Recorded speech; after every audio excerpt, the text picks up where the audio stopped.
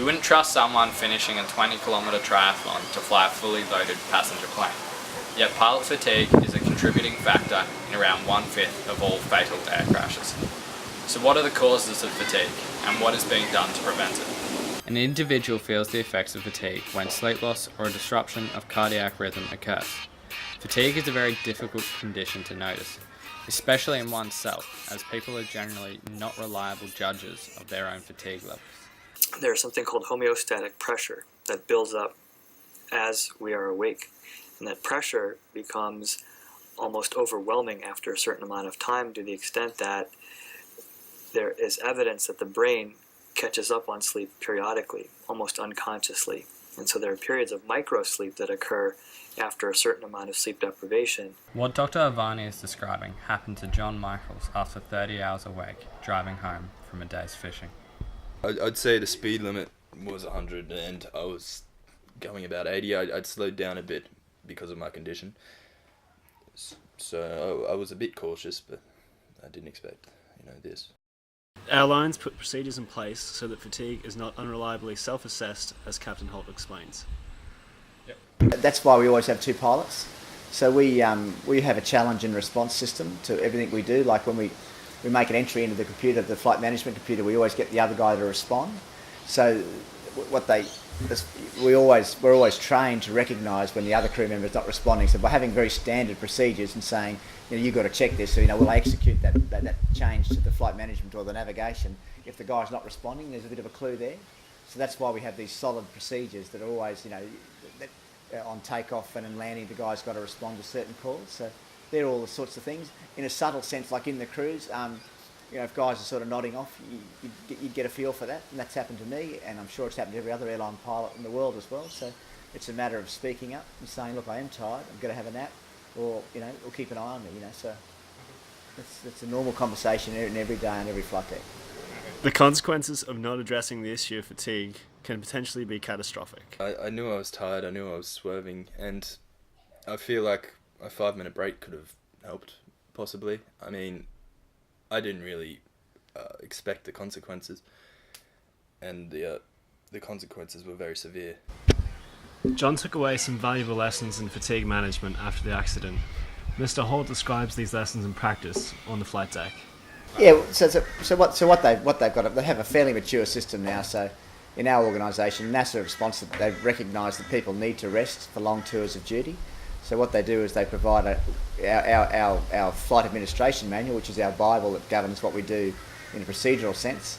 Says that, okay, you tell the other pilot you're going to have a rest, you might pre-order drinks for 30 minutes time, and you say to the flight attendants, I'm going to have a rest for 20 minutes, so I want you to bring me a cup of coffee in 30 minutes, so that in case the other guy fell asleep, there's a backstop there, but generally that's not needed, of course. And you just tune out, close your eyes.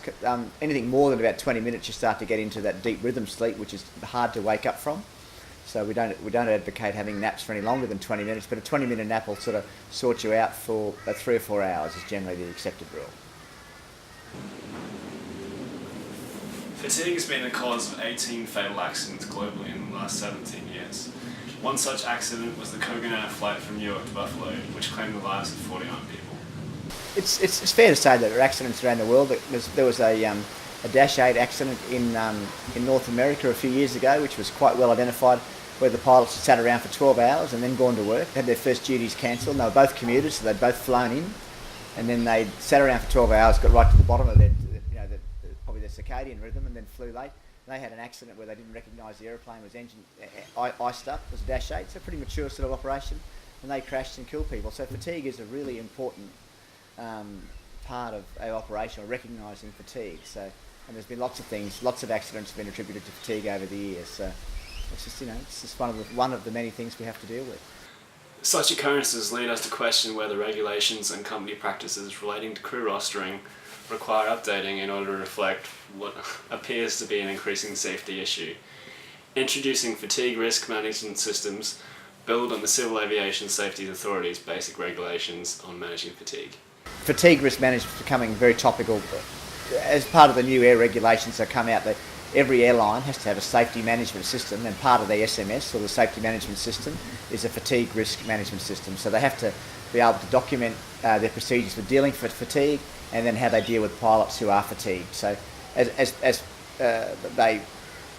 that may become an overlay to we have our regulations which say, okay, well, you do a 10-hour day, you've got to have 12 hours off before your next tour of duty. So we have those regulations. The FRMS sits over the top of that and says, well, even though you might comply with the minimum, if you're still fatigued, you're not allowed to go to work. So we actually have a procedure now where we ring up scheduling and say, I'm not sick, but I'm fatigued. And there's a procedural checklist you go through, and then you can't work again until you're assessed as not fatigued. The Civil Aviation Safety Authority controls the flight time limitations for flight crew in the Civil Aviation Order 48. These limitations are purely quantitative.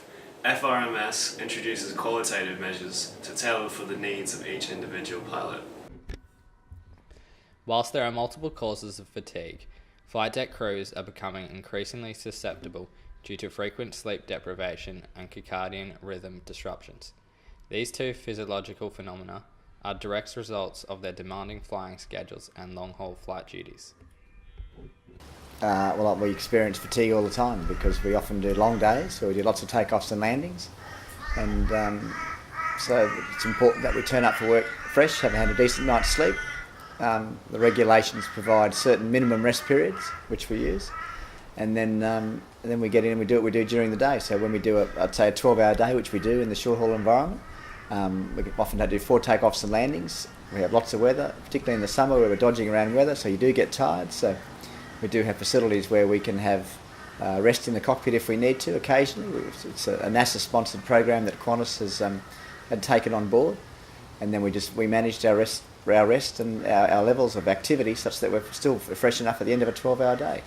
Drugs, including alcohol, can cause fatigue as they reduce the effectiveness of one's nervous system, leading to disrupted sleep patterns. All people who work in the transport industry, including pilots, flight attendants in Australia, can be subject to random drug and alcohol testing. So the aim is if they do test you, we used to have just an 8-hour bottle of the throttle rule, but that could lead to people having a drink 8 hours before and still having some alcohol in their system. So now they've said you've actually got to turn up for work with a blood alcohol of 0.00. And then I think they allow a little spike to 0.02 because of the methodology with the testing. That's the tolerance. So you get tested for that. You get tested for the oral swabs. They do only basically check for amphetamine type stuff in drugs. So things that, like if you take a cough mixture or a flu mixture, some of those have pseudoephedrine in them. And that gives you a bit of an artificial high. I mean, I don't have any. I can't give you the evidence of how much it does, and probably it affects different people differently. But that's one of the things they test for that you can't have in your system. We have very mature programs that deal with people who are alcohol dependent and drug dependent. If they ever do turn up for work, it's not a dismissible offence as such. It's a managed process which they use, and recognising that people's lives are all a bit different, and some of them need a bit of help. So it's a pretty mature and robust system, but certainly the tolerances are pretty fine, and everyone's got to manage their lifestyle and their exercise and all those sorts of things to turn up fit for work. Some pilots adjust cockpit lighting in an attempt to raise levels of alertness. Some guys will turn the lights on at night, some won't. Things like daylight, it's all pretty good because it's all just like working 9 to 5, but with the night flight, some guys will have the lights up bright because they think it helps them stay awake.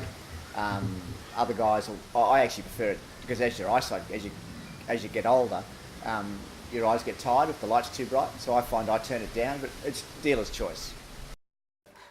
Fatigue is undoubtedly a contemporary issue within the aviation community. The dangers that fatigue poses on the safety of flight are alarming. However, by knowing the symptoms of fatigue, pilots are able to, while difficult, self-diagnose and potentially avoid the issue. Prevention of flight deck crew fatigue can be achieved by something as simple as lifestyle choices, including diet and appropriate sleeping habits, or by the use of various pre- and post-flight techniques, such as the use of synoptics before flight duties or mid-flight napping. Aviation organisations and airlines should ensure that there is an appropriate fatigue risk management system in place as a preventative measure from an exhausted and unsafe flight deck. Although fatigue is not normally the sole direct cause of an accident, it can greatly contribute to the chain of events which lead to an air crash. Although fatigue will never be completely abolished within the aviation industry, by implementing suitable countermeasures, the incidence of fatigue within the industry can be greatly reduced.